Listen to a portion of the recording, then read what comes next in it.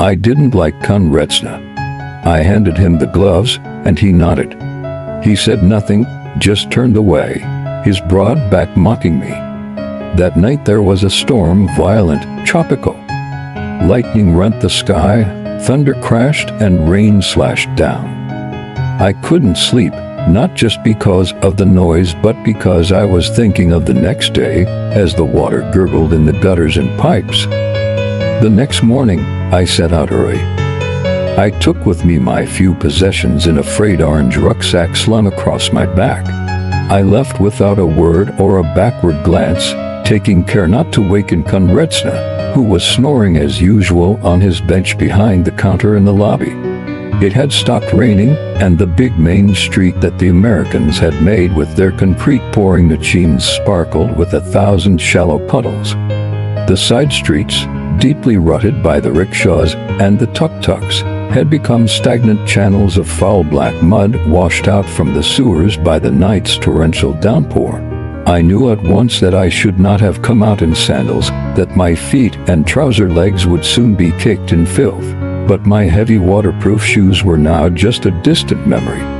I turned off the concrete road down the path by the side of the new supermarket with the tin roof. The shutters were still up and a dozen homeless people still huddled under the portico where they had spent the night. In a few minutes the shop workers would arrive and chase them away. Normally their fate would have meant nothing to me, even their physical presence would not have registered, but on this morning I felt a wave of sympathy and recognition. If fortune did not smile upon me today, then these were my brothers and sisters. In the long run I would be one of them anyway. Further down the narrow unmade track that was the shortcut to the river bus terminal, on the Chao Phraya I passed a monk standing ankle deep in the mud, his yellow robes touching its surface, his begging bowl in his hand. I searched in my pocket and found the 10 baht note that had been my tip from the German with the cartoon animal on his t-shirt the night before. He had given it to me for finding a room for himself and his Thai bar girl, even though we were full up. For people like that we were always full up, and yet always able to find a room. I folded the note and dropped it in the monk's bowl. He nodded his appreciation. After I had passed and was out of the monk's sight, I searched in all my pockets again. Only a few sought on. There was no point in going to the river bus terminal now. I did not have the fare. I turned down an unfamiliar back street, heading upriver. It was barely dawn. I could walk to the Grace Hotel in a couple of hours. Well, maybe 3, with the mud slowing me down. I would show Kunretsna. I would be a doorman at the Grace. My friend Kun Tong would help me to get the job. They would give me new gloves, whiter gloves, and a light blue uniform with epaulets on the shoulders, and a white badge with the name of the hotel sewn on, and a smart blue peaked cap. Kunretsna's hotel was a dump, with bedbugs and insect larvae coming out of the water taps. Nobody would ever go there except that he paid the bar girls 120 baht for every client they brought in. The Grace was a proper hotel, a respectable hotel. It paid the bar girls only 50 baht, and there were customers from proper tour companies as well. Kunretsna would hear of my good fortune if I could pull it off. I would see to it that he did. My feet made a squelching sound each time I pulled them out of the mud to take a step. Progress between the ramshackle bamboo dwellings that crowded both sides of the track was very slow. The flooding of the sewer ditches had made the smell unusually strong. A few stray dogs watched my progress, but the only signs of human presence were some softly expanding and contracting bundles of gray cloth stretched out here and there on random dry patches, where wooden steps led to raised front doors. Bangkok was still sleeping, at least to the extent that it ever sleeps. The track I was following met another one in a T-junction.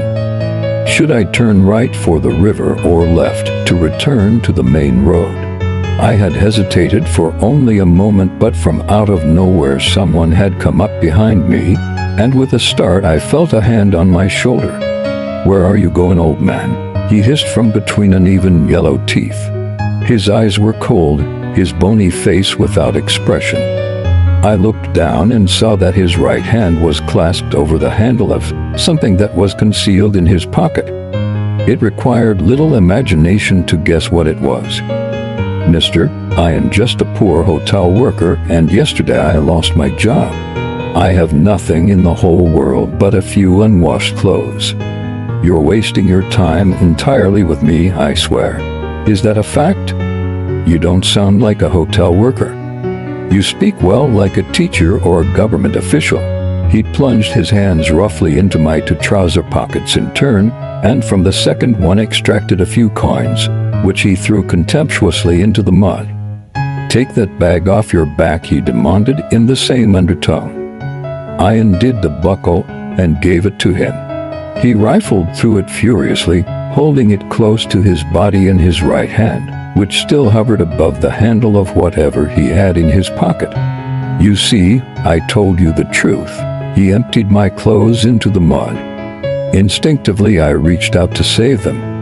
His eyes fixed on my hands. "Why have you got cloth tied around your hands?" he demanded.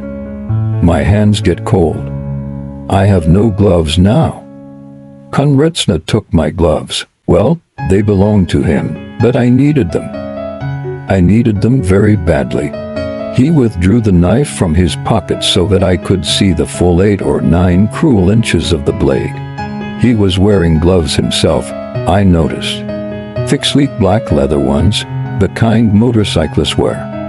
"Very clever," he said beneath his breath, and grabbed my right wrist.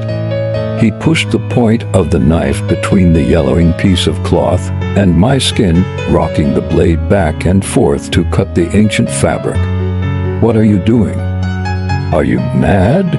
The material fluttered down in shards, following my clothes into the foul-smelling mud. "That's where he is, isn't it? Hidden under these bandages." As he ripped the last strands away in a single yellowing tangle, he stopped and became completely motionless. My wrist slipped from his grasp, and his face lost all of its color. "I told you that I needed the gloves," I said quietly. Before he recovered from his shock, I deliberately grasped the blade of the knife in my foreshortened leprous right hand and watched the blood spring from between the remains of my fingers. "It doesn't hurt," I assured him. He let go of the knife. I did the same, allowing it to join everything else in the mud. I reached towards him with my dripping, rotted hand and watched his eyes widen with alarm. In his haste to draw away, he stumbled and fell backwards, sinking inches into the filth, covering his clothing with the mixture of clay and excrement. I leaned over him and lowered my hand so that it was almost touching his cheek. "I have heard that the contamination is carried in the blood," I whispered. "Shall we find out?" "No. No, I beg you, anything. I'll give you anything." I watched my blood dripping rhythmically past his shoulder. I had never before observed such terror on the face of a human being. "Since you are kind enough to offer," I continued in a level conversational tone, "I would be grateful for some money. If you can't find all of it yourself, I will be happy to help you search." It was not necessary. He produced 4 leather wallets of differing colors and design in the time it took me to draw another breath. I used my still-covered left hand to accept them and commenced repacking my rucksack. He shuddered and tried to crawl away from me, pushing up great mounds of filth with his elbows and feet. "Oh, just one more favor," I added in a tone which I fancied must have sounded almost apologetic. "I should like you to give me your gloves."